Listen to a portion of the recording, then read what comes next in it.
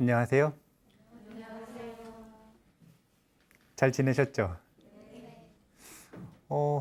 오늘은 금강경에 물들다 21번째 시간 맞나요?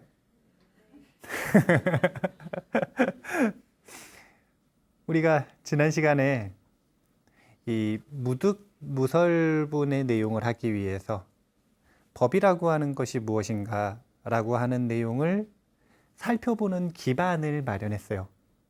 그래서 오늘 무득무설분을 할 건데요. 원래 한 번에 하려고 그랬는데 못 하겠더라고요. 그러니까 오늘 하고 다음번에 하면은 무득무설분을 4번을 할 줄 몰랐어요. 4번을 하게 될 줄은 몰랐는데 결국은 이제 되게 중요한 주제니까 무득, 얻은 바, 무설, 설한 바. 부처님께서 무엇을 얻어서 부처님이 되셨고 그리고 무엇을 설하셨는지 이것은 굉장히 중요한 주제이기 때문에 뭐 4번을 투자를 해도 괜찮다라는 생각을 하는데요. 오늘의 주제는 이런 주제예요. 윤회의 꿈에서 깨어나라. 윤회의 꿈에서 깨어나라. 이게 부처님께서 말씀하시는 법, 그 법이 일관되게 말하는 내용입니다. 부처님께서는 한마디만 하시는 거예요. 계속. 뭐냐면 깨어나라. 윤회에서 벗어나라. 그런데 왜 문제가 생기냐면 깨어나라 그랬는데 깨어날 생각은 안 하고 아주 유명한 비유죠. 달을 가리키는 손가락. 달을 보라 그랬는데 달 볼 생각은 안 하고 손가락을 탐하기 시작한 거예요. 여기서부터 문제가 생기는 겁니다. 달을 보라 그랬는데 손가락이 이쁜지 안 이쁜지, 각도가 이런지 저런지, 그래서 최고의 손가락이 무엇인지를 추구하는 문화가 생겨버렸어요. 최고의 손가락을 구해봐야 달을 못 보면 부처님께서 말씀하신 본뜻은 전혀 의미가 없어지겠죠. 이 문제가 바로 법집과 논쟁의 시대를 만든 그 문제입니다. 이것이 2000년 전 금강경이 결집될 당시만의 문제인가? 그것은 결코 아니에요. 이 문제를 해결하기 위해 보살승 운동이 시작되었고, 그런데 그 보살승 운동이 대승으로 나아가면서 또 대승의 법집을 만듭니다. 그래서 또 싸워요. 손가락을 또 탐하는 거죠. 그냥 새로운 손가락을. 그러다가 또 대책이 나왔다가 또 손가락을 탐했다가 대책이 나왔다가 또 손가락을 탐했다가 이것이 불교 교리 발달사의 역사예요. 그러면 지금 이 시대에도 이런 문제는 똑같이 있을까요? 없을까요? 있는지 없는지는 한번 보시면 알아요. 달을 가리키는 손가락을 탐하는 것, 이것이 법으로 바뀌었을 때 법이라고 하는 것을 추구하는 그 법집으로서 국한되어 있는 내용으로 보면 특별한 것처럼 보이지만 그 본질로 들어가면 결국은 우리가 공통으로 가지고 있는 문제라는 걸 알게 됩니다. 이제 세친보살은 금강경이라고 하는 하나의 장대한 연극인데 이 장대한 연극을 어떤 스토리 라인으로 요약을 한 거냐면 눈에 보이는 대사에는 없지만 그 속에는 수보리존자의 의심이 순간순간 숨어있다라고 하는 숨어있는 대사를 찾아내서 금강경 전체는 금강심을 부처님께서 말씀하시지만 수보리존자는 의심한다 이거예요.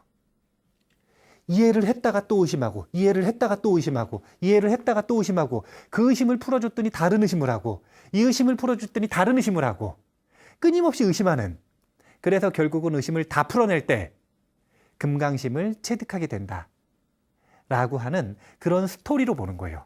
그래서 세친보살이 금강경을 주석할 때 이 의심은 아주 중요한 역할을 하는데 7번째 의심이에요.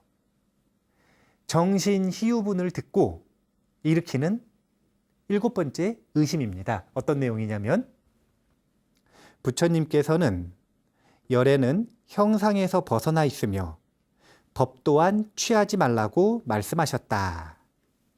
여기까지 내용이 기억나세요? 열애는 형상에서 벗어나 있으며 뭐였냐면 열애의 30 이상이라고 하는 특별한 모습은 없다라고 하셨어요. 그 다음에 법 또한 취하지 말라고 했으며 이게 뭐냐면 열애의 설법 또한 뗏목과 같은 것이기에 그 목적을 다하면 벌이라고 하셨죠. 취하지 말라고. 그렇게 이야기를 하는 걸 듣고 충격을 받은 거예요. 사실은 충격을 받으셔야 돼요. 이제 충격을 받지 않는 건 수보리존자만큼 이 부처님의 가르침에 대한 이해가 없을 수도 있고 아니면 부처님의 가르침을 그렇게 집착하지 않는 거라. 그렇게까지 아직 좋아하지 않는 거예요. 그러니까 지금 충격이 없는 거예요. 왜 그러냐면 이런 의심을 한 거예요. 만약 부처님도 법도 무상하다면 부처님도 법도 없다는 것이다. 그렇다면 부처님께서는 어떻게 깨달음을 얻었으며 어떻게 가르침을 베푸시는 것인가? 어째서 부처님도 없고 법도 없다는 것인가? 자, 여기서 보면 되게 이상한 논리예요. 이상한 논리를 찾으셨는지 모르겠는데 부처님의 법이 무상하다고 했지 부처님도 법도 없다고는 안 했습니다. 무상하다 그랬어요. 상이 없다 그랬어요. 그런데 어떻게 생각을 했냐면 부처님도 없는 거고 그러면 부처님의 깨달음도 설법도 없는 거구나. 그러니까 무상이 단숨에 무로 변해버린 거예요. 무상이 무로 변한 겁니다. 이게 그 유명한 무병이에요. 집착이 너무 커가지고 그것은 집착할 것 실체가 없다라고 했더니 뭐라고 생각하냐면 아무것도 없다 이렇게 생각하기 시작하는 거예요. 무병. 물론 이래가지고 있다 그러면 또 뭐라고 생각하냐면 실체가 있다 유병에 걸려요. 이야기했던 것처럼 끝없는 진자운동을 반복할 수밖에 없습니다. 수보리존자의 의심이 처음부터 끝까지 있는데 다 다른 내용 같지만 사실은 보잖아요. 똑같은 의심을 계속해요. 요만큼씩 꽈서. 심지어는 아예 똑같은 문장으로 의심도 합니다. 했던 의심을 또 해요. 저 뒤에서. 그게 바로 중생의 속성인 거예요. 의심의 속성. 그리고 그 내용은 다름이 아니라 유병과 무병을 왔다 갔다 합니다. 있다는 거야, 없다는 거야, 있다는 거야, 없다는 거야. 계속 이러고 있는 거예요. 그래서 오늘 법이라고 하는 아주 중요한 이야기를 하기 전에 제가 이제 좀 가벼운 얘기를 먼저 한번 해보도록 하겠습니다. 의심이라고 하는 것이 문제라 그랬잖아요. 의심이 왜 문제인가?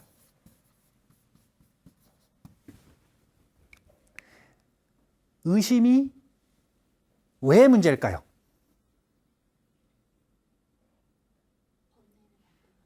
번뇌를 만들어서 이런 생각을 한번 해보세요. 왜 의심이 문제인지는 자기 경험을 비춰보면 알잖아요. 진짜 좋아하는 남자친구나 여자친구가 있었어요.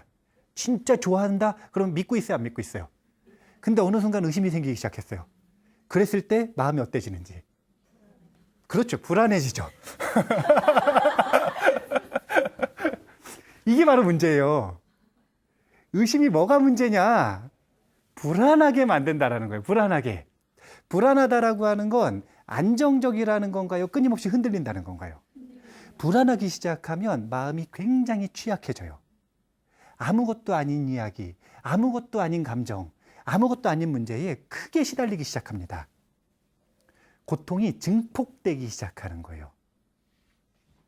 우리가 윤회의 꿈에서 깨어나라 그랬는데 그 윤회라고 하는 게 도대체 뭐냐?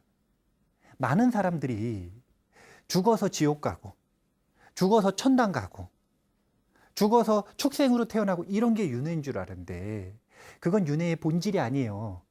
그건 부처님께서 그 당시 인도 문화에서 말하고 있었던 그 문화를 받아들여서 본질을 이야기하기 위한 대기설법이지, 본질로서 이야기하고 싶었던 건 뭐냐면, 왜 그렇게 되느냐, 그 본질을 보면 뭐 때문이냐면 마음이 흔들리는 것, 이게 바로 윤회예요. 마음이 흔들린다, 이게 뭐냐, 아침에는 좋았다가 저녁 땐 기분이 나쁜 거예요. 좋아하는 물건이 있었는데 이 물건 때문에 기뻤다가 이 물건 때문에 창피해지는 경우가 있어요. 좋아하는 사람이 있었는데 이 사람이 어느 순간에는 고통의 원인이 돼요. 또 재밌는 건 무상하기 때문에 어느 순간에 다시 또 행복의 원인이 됩니다. 이 사람이. 아니, 언제까지 우리는 아침에 기분 좋고 저녁에 기분 나쁜 걸 반복해야 되느냐 이거예요. 언제까지 저 사람이 있을 땐 좋고 저 사람이 있을 땐 안 좋은 그런 삶을 살아야 되느냐 이거예요. 언제까지 내가 하고 싶은 이걸 하면 좋고 못하면 안 좋은 그런 삶을 살아야 되느냐 이거예요. 이게 바로 윤회예요. 이걸 뭐라고 하는 거냐면 망상의 꿈 윤회라고 하는 겁니다. 찰나윤회라고 하는 개념이 있는데 그 찰나윤회는 다름이 아니라 망상이 바로 윤회예요. 그런데 망상이 언제 끼어드느냐, 언제 우리를 사로잡느냐, 언제 우리에게 공격을 해오느냐, 그건 다름이 아니라 의심으로써 흔들린 마음이 일어날 때 우리는 망상으로부터 굉장히 취약해집니다. 망상이 시키는 대로 해요. 심지어 분노가 시키는 대로 사고도 쳐. 이성적일 때 절대로 안 할 짓. 저녁 때 잠자기 전에 이불킥이라고 하나요? 나중에 자기의 흑역사를 만드는 그런 어리석은 행동을 언제 하느냐? 마음이 흔들렸을 때. 이건 뭐냐면 망상에 사로잡혀서 망상의 노예가 되었다 이거예요. 이걸 보고 윤회하고 있다 이렇게 표현하는 거예요. 그러면 금강경에서는 뭘 알려주고자 하는 것인가? 그 불안한 마음을 잠재우는 방법을 얘기해 주고 싶은 거예요. 그래서 안심법문이라고 합니다. 그럼 안심은 어떻게 생기느냐? 안심은 의심을 해결하면 생기는 거예요. 비 온 뒤에 단단해진다 그러잖아요. 비 온 뒤에. 근데 이런 반문을 할 수도 있어요. 사람과 사람 사이에 한 번이라도 의심이 생기면 그것 때문에 이제 그 의심을 진짜 해결해가지고 신뢰관계로 회복하기가 어렵지 않느냐. 그거는 의심을 덮어둔고 의심을 타협한 거지 해결한 게 아닌 거예요. 명료하게 해결하면 어떻게 되냐면 신뢰는 더 굳건해지게 되어 있습니다. 그런데 그 의심을 하고 불안한 상태를 못 견디겠으니까 진 거지. 타협한 거예요. 아, 그래, 그냥 그렇다고 하자. 그냥 믿어보자. 그냥 믿어보자가 어디 있어요? 믿어보면 믿는 거면 그냥 믿는 거지. 그냥 믿어보자. 이 말은 믿는다는 거예요? 못 믿는다는 거예요? 해결을 못했다는 거잖아요. 그래서 이 의심을 해결하면 어떻게 되느냐? 확신으로 변합니다. 의심을 해결한 숫자만큼 확신은 강해지는 거예요. 그리고 확신은 안심으로 이끌어요. 그래서 우리는 똑같은 상황을 맞이한단 말이에요. 어떤 상황? 마음이 불안해지는 의심의 상황. 이 의심을 끌려갈 것인가 해결할 것인가. 여기에서 윤회와 해탈의 연습을 할 수 있는 갈림길이 만들어진다. 금강경은 끊임없이 이쪽으로 시달려가는 불안한 사람들에게 이쪽으로 끌려가지 않고 안심할 수 있는 방법을 이야기해주는 법문입니다. 그 방법론이 복습해보면 무주, 무상, 보시라고 하는 무주상, 보시 세 가지를 연습하는 거였죠. 예, 뭐 간단하게 복습해보면 무주는 깨어있음이에요. 그런 표현 쓰죠. 호랑이 굴에 들어가도 정신만 똑바로 차리면 산다가 아니라 살 가능성이 있다. 아니, 그렇게 세상이 호락호락하지 않아요. 깨어있다 그래서 만능이 아니에요. 깨어있다 그래서 만능이 아니에요. 단지 이 고통으로 시달리는 것에 저항할 수 있는 하나의 포지션이 생길 뿐이에요. 근데 이것조차 없으면 어쩔 수 없이 그냥 아무런 저항할 수 없이 이쪽으로 쓸려가 버리게 되어 있어요. 그래서 완전히 윤회의 노예가 되는 겁니다. 그런데 깨어 있으면 최소한 선택의 여지가 있어요. 내가 그러고 있다는 걸 알고 반대의 것을 선택할 수 있는 여지. 그게 바로 무주입니다. 무상은 오늘 공부할 거니까 넘어가고요. 보시라고 하는 것은 다른 것이 아니라 무병, 허망함에 빠졌을 때, 허망함에 빠져서 나태해지고 허무하니까 아무것도 안 하고 이게 아니라 자기가 원하는 이상향을 향해 가기 위해서는 제시되어 있는 올바른 노력을 끊임없이 이어나가야 된다는 것. 그래서 이것은 아주 좋은 무주상이라고 하는 이상이 허무하지 않게 만드는 실천을 이야기를 하는 거예요.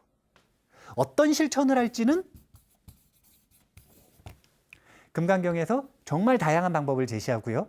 그리고 그 중에서 자신에게 마음에 해당되는 잘 맞는 방법이 있겠죠. 그걸 실천하면 되는 거예요.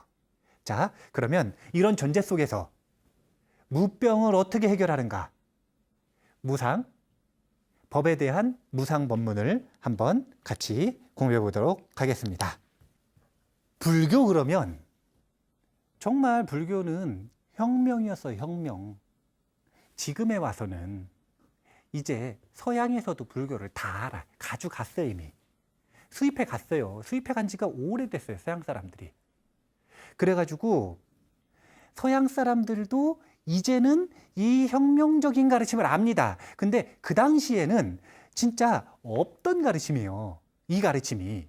그게 뭐냐면 있다와 없다의 이 독재를 극복한 중도의 법문. 있는 것도 아니고 없는 것도 아닌. 있는 것도 아니고 없는 것도 아니라는 게 똑같은 걸 가지고 얘기하는 게 아니라 주체는 없지만 경험은 있는 이런 법문을 한 역사는 기록된 인류 역사상 없어요.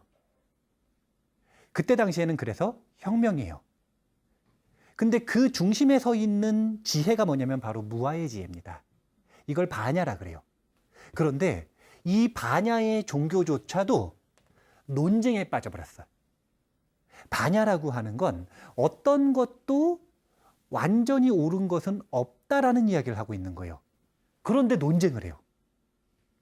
어떤 것도 실체는 없다라고 하는 종교가 논쟁을 어떻게 하죠? 아니, 논쟁을 하려면 옳은 게 있어야 논쟁을 할 거 아니에요. 뭔가 하나라도 옳은 게 있어야 논쟁을 할 거 아니에요. 이게 지금 결론을 이야기를 하면 내가 옳다라는 생각에 빠져버렸어요. 근데 이 과정이라고 하는 게 아주 재밌는 거예요. 처음부터 내가 옳다라고 하는 생각에 빠져서 논쟁을 하는 게 아니에요. 논쟁에 빠지는 과정이라고 하는 게 있는데 이거를 유심히 보실 필요가 있어요. 왜냐하면 나는 어떤 특정한 진리 아니면 가치 아니면 자신의 어떤 옳은 생각 이런 것에 대해서 친구나 지인이나 아니면은 동료들이나 가족들이나 이런 사람들하고 말만 하면 싸운다 이런 사람이 있거든요. 네, 그런 분들이 지금 저기 계속 속는 거예요. 내가 옳다는 생각에. 그런데 내가 옳다라고 하는 생각은 함정이에요. 이 함정이 어떻게 만들어지고 어떻게 빠져들어가는지에 대해서 부처님께서 이제 이 수타니파타에서 이야기를 하시는데 그 과정을 보기 전에 일단 원문 보겠습니다. 수보리여, 그대 생각은 어떠한가? 열애가 가장 높고 바른 깨달음을 얻었는가? 열애가 설한 법이 있는가? 여기에 혹시 뭔가 문제가 돼 보이는 문장이 있으세요?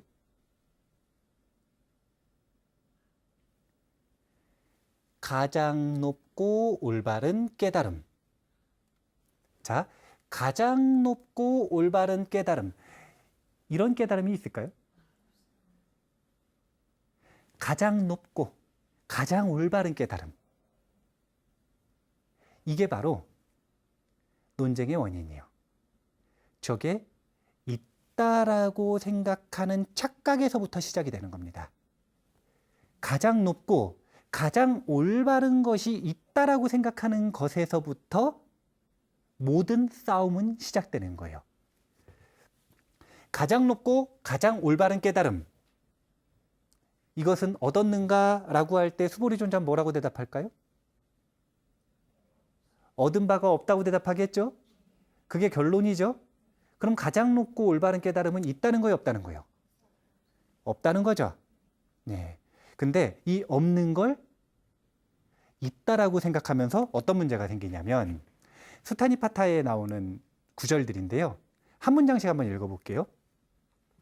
그들은 이것만이 청정하다고 고집하며 다른 가르침은 청정하지 않다고 말합니다. 자신이 집착하는 것만이 아름답다고 하면서 많은 사람들은 제각기 자신들의 진리를 고집하고 있습니다. 자, 여기서 보세요. 이것만이 청정하다. 다른 가르침은 청정하지 않다. 이것만이 최고로 청정하다. 다른 가르침들은 올바르지가 않다. 그러니까 가장 높고 가장 올바른 가르침을 내가 가지고 있다? 안 가지고 있다? 무슨 얘기예요, 지금? 아니, 생각을 해보셔요. 자, 한번 근본으로 돌아가 보죠. 왜 가장 높고 올바른 법을 추구하죠? 처음에 목적은 뭐였을까요? 분명히 맨 처음에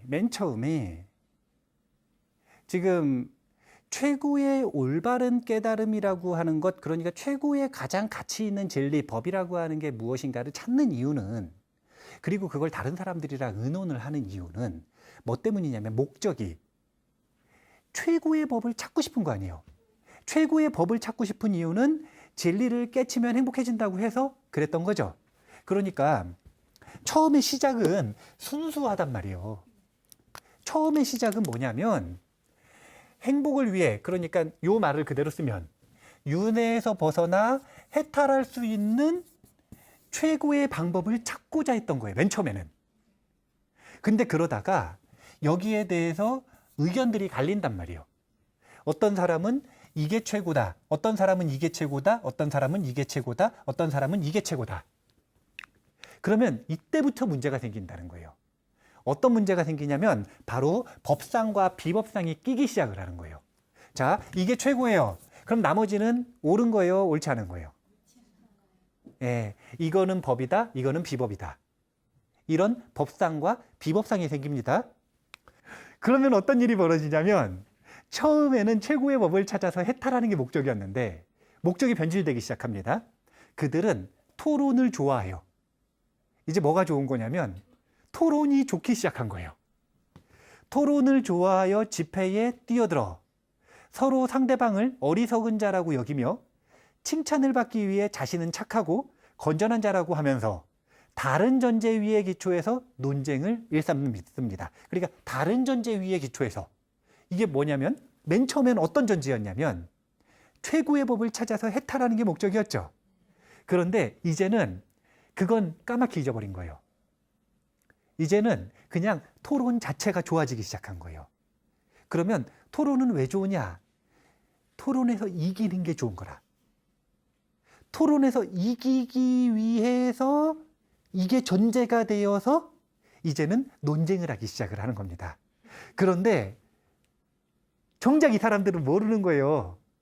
뭐라 그러냐면 자기는 아직도 최고의 진리를 위해서 이러고 있다. 이렇게 이야기를 합니다. 그러면 구분을 할 수 있을까요? 이 사람이 최고의 진리를 위해서 이러는 건지 아니면 이기고 싶어서 이러는 건지. 사실은 칭찬받기 위해서 이러는 거는 그런 거 관종이라 그러지 않아요? 그렇게 표현하잖아요. 그냥 관심 받고 싶은 거 아니에요? 사실은 불쌍한 거라. 아무리 고귀한 언어로 자기가 무슨 뭐 최고의 정치 체계를 찾는다, 최고의 진리를 찾는다, 최고의 이 신에 대한 논리를 찾는다, 아무리 뭐 최고의 이 과학 이론을 찾는다, 아무리 좋은 말로 포기해도 그 밑바닥에 보면 그냥 관심 받고 싶은 거예요. 굉장히 유치한 생각이거든요.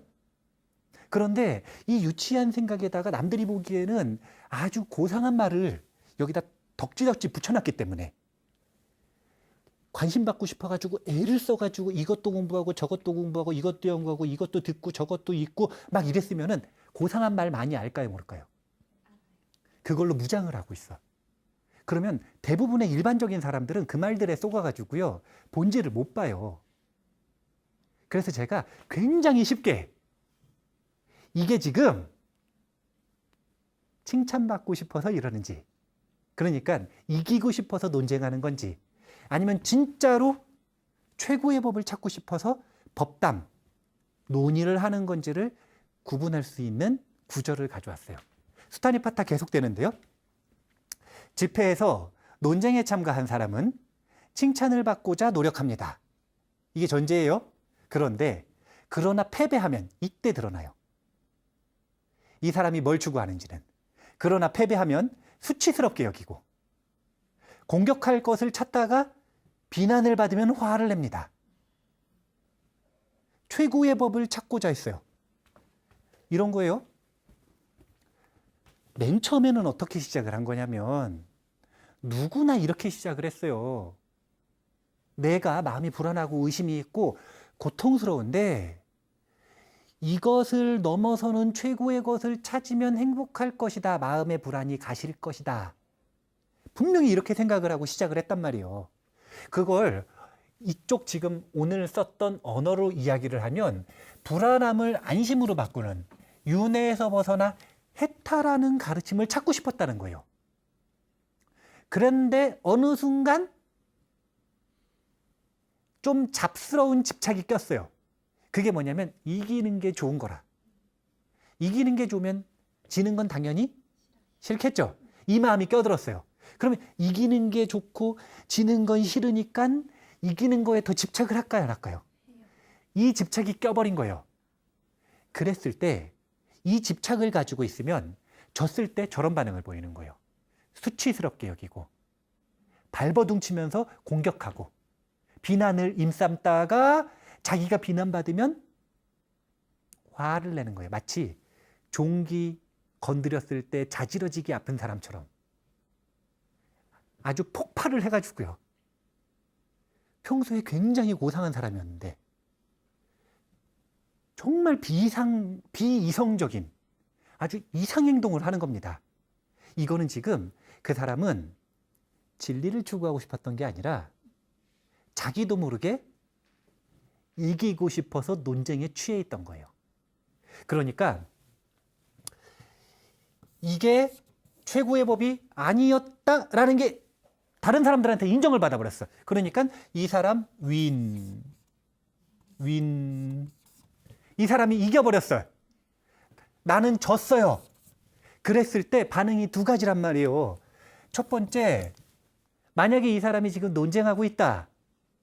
법집을 가지고 논쟁을 일삼는 사람이다. 그러면 아주 자지러지게 슬퍼하고 화내고 절망하고 온갖 부정적 감정 10종 세트를 보여줄 거예요. 이건 뭐다? 논쟁이다. 지금 남들이 논쟁을 하는지 아니면 논의를 하는지를 구분하는 법을 알려드린다고 했지만 사실은 남들 얘기하는 게 아니라 자기가 그러고 있는지 판단해 보시라는 이야기를 하는 거예요. 그런데 만약에 이 사람이 논쟁이 아니라 진짜 최고의 법을 찾고 싶었었다라고 생각을 해보세요. 그러면 누가 봐도 남들이 보기에 이것보다는 저게 최고의 법이래요. 그러면은 지금 최고의 법을 찾았어요, 안 찾았어요? 자기는 졌지만 내가 생각하는 것이 오류였고 진짜를 찾았어요. 그럼 기쁠까요? 화가 날까요? 기뻐야죠. 완벽하게 다른 반응이에요. 처음 생각했었던 윤회에서 벗어나서 해탈하는 가르침을 찾았다고 생각을 해보세요. 비구들끼리 논쟁을 하잖아요. 경전에서 보면 비구들이 만나서 논쟁을 하잖아요. 그럼 한 비구가 자기가 생각하고 있는 최고의 가르침이 아니라고 하는 걸 스스로 딱 인정을 하는 순간 귀의를 합니다. 그 가르침을 배우겠다고요. 이게 바로 법담이에요. 신분, 법납 전혀 상관없어요. 그 사람이 나보다 높은 법을 가지고 있다면 절하고 스승으로 모시고 공부를 하는 겁니다. 이게 바로 법담이에요. 최고의 법을 찾아서 윤회에서 벗어나고자 노력하는 것이 그 본질이 유지된다면 논쟁이 아니라 논의를 하고 이거를 이제 법담이라고 한다 이거예요. 법담. 법담을 하게 되어 있고 이 법담은 자신이 졌을 때 기쁨과 환희를 준다. 왜냐하면 더 훌륭한 가르침을 찾았으니까. 정말 멋있는 이야기예요. 근데 저게 경험상 쉬워요, 어려워요? 어렵죠? 그래서 그만큼 법상, 비법상이 무서운 거라는 거예요. 제가 지난 시간에 이야기했잖아요. 아집은 내가 예를 들어가지고 말도 안 되는 고집을 피우고 있는 거예요. 그런데 그 고집이 옳다고 생각을 했을 때는 그 말도 안 되는 고집을 피울 수 있는데 남들이 자신에게 얘기해 줬어요. 그게 왜 옳지 않은지, 왜 유치한 고집인지. 그래서 그게 어느 순간 좀 받아들여졌어요. 그러면 그게 고집이 여전히 남아 있어도 남들 앞에서 그 고집을 계속 부릴 수 있어요, 없어요? 없죠. 옳지 않다라는 걸 금방 인정을 할 수가 있어요. 그런데 법집은 이게 진짜 어려워요. 왜냐하면 법집은 자기가 생각하는 최고의 진리고 자기가 생각하는 최고의 사회체계 정치체계고 자기가 생각하는 최고의 이론이고 이것에 대한 것은 개인적인 것보다 부서뜨리기가 훨씬 어렵다라는 거예요. 그리고 또 세력이 있어, 세력. 같은 의견을 공유하고 있는 사람들이 있어요. 그 사람들이 그 의견에서 벗어나지 못하게 해요. 참 어려운 일인데 이렇게 우리가 논쟁에 빠져버리는 이유를 한번 점검을 해봐야 됩니다. 그래서 어떻게 되느냐? 이러한 논쟁이 수행자들 사이에서 일어나면 이들 가운데 득의와 실의가 엇갈린다. 사람들은 이것을 보고 논쟁하지 말아야 한다. 칭찬을 얻는 것 외에 어떤 이익도 없기 때문이다. 그래서 부처님께서는 아주 단도직입적으로, 아주 직접적으로 이렇게 말씀하십니다. 논쟁하는 자는 수행자가 아니다. 논쟁하는 자, 그것은 수행자가 아니다. 그러면 어떤 다큐멘터리 보신 분들은 이렇게 얘기하실 수 있어요. 어떤 다큐멘터리냐면 티베트 불교 이 소개하는 다큐멘터리 보잖아요. 그러면은 달라이라마 존자에 있는 종파가 겔룩파라고 하는 종파인데 이 겔룩파 사원에 가면은 스님들이 잔디에 3, 4, 5 앉아가지고 논쟁을 그래 해요. 얼마나 심하게 하냐면 박수를 딱 치면서 그래서 스님의 의견을 말해보라고 자기 의견을 딱 얘기한 다음에 박수를 딱 치면서 아주 열정적으로 논쟁을 하거든요. 그럼 그분들 다 수행자 아닌가요? 여기에서 지금 논쟁과 논의, 법단과 쟁을 겉모습으로 구분하려고 하는 오류가 있는 거예요. 논쟁을 해가지고 져요. 졌어요. 그럼 집에 가서 울까요? 예수님들? 아니라 오류를 교정을 했으니 기쁜 거 아니에요. 물론 스님들이 순수하게 다 기쁠까요? 아니면 기분도 좀 나쁠까요? 아이 뭐 다 깨달았나? 사람인데 기분이 좀 나쁠 수도 있죠. 근데 기분이 나쁜 그 감정을 어떻게 다스려야 되는지 그 논쟁 속에서 배우는 거고 법담을 어떻게 하는지 그 형식과 그 마음가짐과 그 모든 것들을 그 속에서 선배들한테 배워나가는 거예요. 어떻게 법담회 속에서 우리가 성장해 나갈 것인가. 논쟁으로 빠지지 않고. 그래서 부처님께서는 아주 미묘한 말인데 논쟁하는 자는 수행자가 아니라고 얘기하셨지만 법담은 적극적으로 나누라고 권장하셨어요. 그러니까 이 미묘한 줄다리기 속에서 자신의 마음을 잘 조율하는 연습을 해야 최고의 진리를 효율적으로 찾아나갈 수 있다는 겁니다. 혼자서 생각할 때는요, 혼자서 생각할 때는 자기 생각에 빠질 가능성이 높아요. 그런데 도반들하고 같은 목적을 가지고 잘된 규칙을 가지고, 그러니까 절대로 논쟁으로 빠지지 않을 수밖에 없는 좋은 규칙들, 이런 규칙들을 가지고 논의, 법담을 이어나간다면 이게 이 위키피디아의 효과 아닙니까? 집단지성. 집단지성. 예전에는 사전을 혼자 만들었잖아요. 요즘에는 누구나 사전에다가 수정할 수 있어요. 집단지성. 다른 방향으로 생각할 수 있다는 거예요. 자기의 온갖 배경 지식 서로 다른데 다 다른 방향을 가지고 법을 볼 수 있는 거예요. 이것은 법담이 가지고 있는 굉장한 잠재력이라. 다만 그 속에는 함정이 있다는 거예요. 논쟁으로 빠질 수 있는. 그래서 본질을 계속 봐야 돼요. 본질. 내가 지금 최고의 진리를 찾아서 윤회를 벗어나고자 하는 목적이 맞는가? 아니면 그냥 나는 관심받고 싶은 건가? 만약에 내가 관심받고 싶어서 이러는 거면 창피한 줄 알아야 돼요. 창피한 줄 알아야 돼요. 그래서 그냥 그 마음을 좀 잘 다스려서 다시 논쟁이 아니라 논의에 뛰어들어야죠. 어쨌든 왜 법담이 필요한가? 왜 법담이 필요한가? 달을 가리키는 손가락은 하나가 아니에요. 이 생각을 해보셔요. 여기 지금 지역이 어디죠?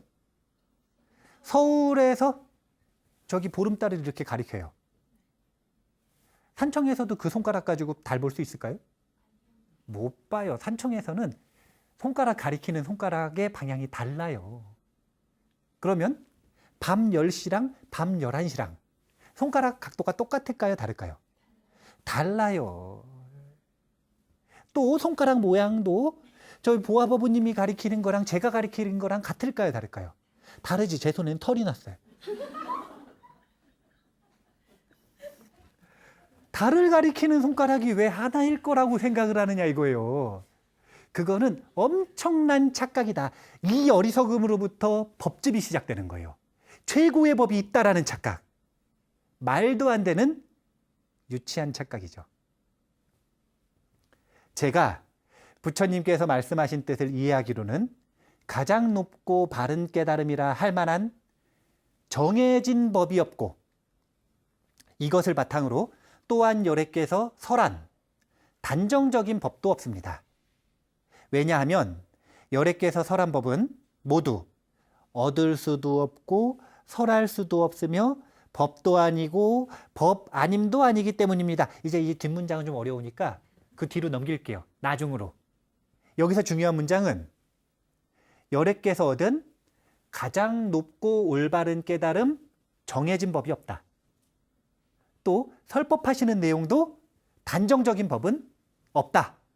정해진 법, 단정적인 법 없다. 이게 무슨 뜻이냐면 정해진 손가락이 없다는 거예요.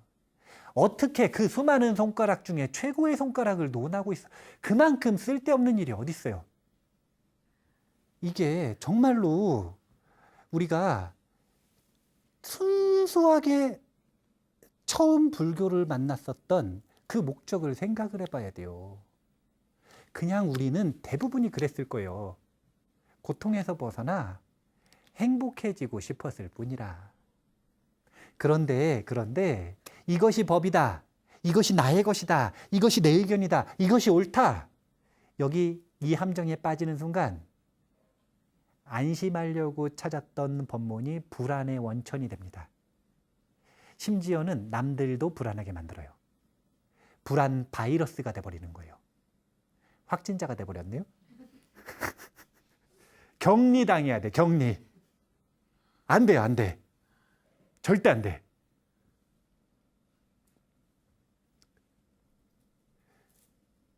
무등무설분에서는요, 이걸 말하고 싶은 거예요. 최고의 법이라고 하는 것은 있다, 없다? 그러니까 없다 그러면 또 이제 없다에 빠져요.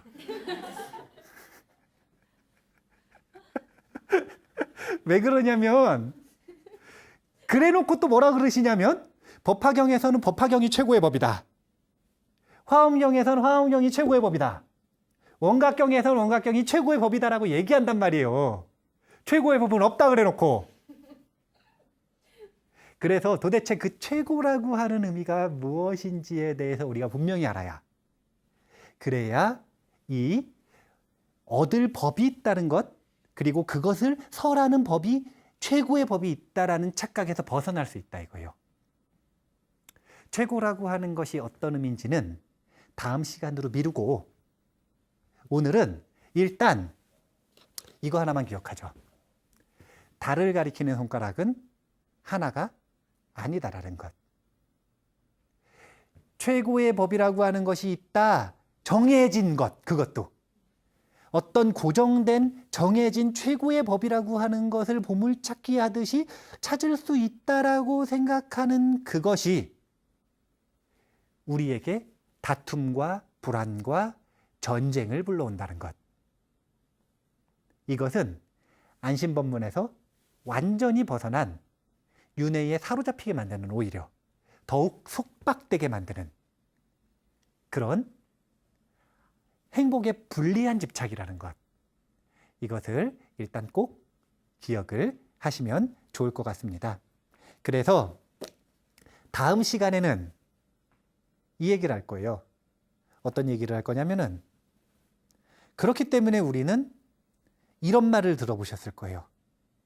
우리가 진정으로 알 수 있는 것은 있을까요, 없을까요? 우리가 진정으로 알 수 있는 것, 내가 무엇인가를 진정으로 알 수 있는 것은 있을까요, 없을까요? 그런 얘기 못 들어보셨어요?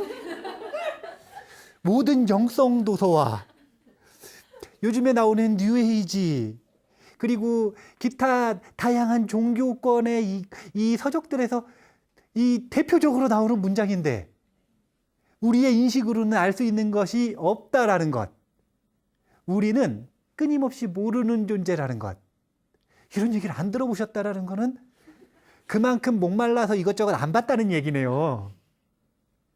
그 문장이 왜 그런지, 왜 우리가 진정으로 아는 것이, 알 수 있는 것이 없는지, 그 이야기를 다음 시간에 한번 해보도록 하겠습니다. 논쟁해가지고요, 싸우는 건 행복에 불리해요. 어떤 이유로든 내가 싸우고 있다면 멈춰야 돼요. 그리고 협력해서 진짜 좋은 가치를 찾아가는 그런, 논쟁보다는 법담으로, 논쟁보다는 논의로 우리가 사람들과 관계하면서 집단지성의 힘을 잘 활용해서 한번 진리를, 행복의 길을 추구해 봤으면 좋겠습니다. 일단 오늘은 이만 마치겠습니다. 감사합니다.